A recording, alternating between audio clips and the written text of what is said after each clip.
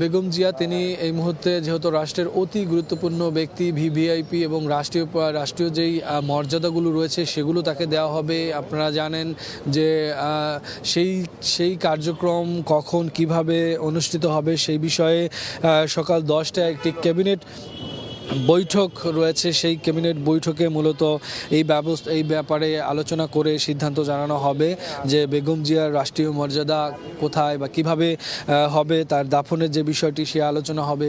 তাদের সাথে মূলত বিএনপির যারা রয়েছেন বিএনপির সাথেও এই বিষয়ে কোঅর্ডিনেশন করা হবে যে তারা মিলে এটা কি ব্যবস্থা নিতে পারে। তবে বিএনপি বেগম জিয়ার এই শোককে তারা শক্তি হিসেবে ধারণ করতে চান, কেননা অকুতোভয়ে বেগম জিয়া আপসহীনতার মূর্ত প্রতীক। তিনি ছিলেন রাজনীতিতে সৃজনশীলতার এক নাম এবং তার যেই অন্যায়ের বিরুদ্ধে কথা বলা তা তিনি দেখেছেন রাজনীতিতে একটি গঠনমূলক যেই সমালোচনা সেটি তিনি স্থিতিশীল রেখেছিলেন। তিনি বলেছিলেন যে নেতৃত্ব হতে হবে দেশের মানুষের, কথা বলতে হবে দেশ সম্পর্কে, দেশের মানুষ সম্পর্কে। আমরা তার কণ্ঠে বিভিন্ন সময় সেই প্রতিবাদ দেখেছি। রাষ্ট্র গঠনে কি চিন্তা, সৃজনশীলতা থাকা দরকার, কি প্রজ্ঞা থাকা দরকার, সেগুলো আমরা কিন্তু বেগম জিয়ার নানান সময় কণ্ঠে আমরা উচ্চারিত হতে দেখেছি। তবে দীর্ঘদিন যাবতেই তিনি কিন্তু এই হসপিটাল বাসা এই চিকিৎসা নেওয়ার উপরেই ছিলেন, কেননা তিনি মূলত শারীরিকভাবে অনেক দিন যাবতীয় অসুস্থ ছিলেন।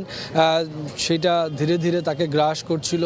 প্রথম দিকে তিনি যখন অসুস্থ হয়ে পড়েন তাকে কিন্তু বিদেশে চিকিৎসা নেওয়ার জন্য বিএনপির পক্ষ থেকে বারবারই আর্জি করা হয়েছিল। তৎকালীন সরকার যারা ছিলেন আওয়ামী লীগের তাদেরকে বারবার অনুরোধ করা হলেও কিন্তু সে বিষয়টি তারা রাখেনি। আদালতের মারফত দিয়ে সেই বিষয়কে আদালতে বরাত দিয়ে বা আদালতের অজুহাত দিয়ে সে বিষয়কে কিন্তু বিভিন্নভাবে আমরা দেখেছি যে থামিয়ে দেওয়া হয়েছে।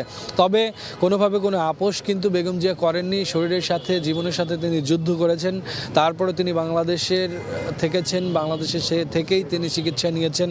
শেষ জীবনে আমরা দেখেছি যে তাকে আসলে গৃহবন্দী করে রাখার মতোই তিনি ছিলেন। কারাবন্দী জীবনযাপন তাকে করতে হয়েছে। 5 আগস্টের পরেই মূলত আমরা দেখেছি যে বেগম জিয়ার শারীরিক কন্ডিশন কিছুটা ভালো হয়েছিল। তখন তিনি উঠে বসেছিলেন, কথাও বলেছিলেন, কিছুটা উন্নতির দিকেও তার স্বাস্থ্যের হচ্ছিল।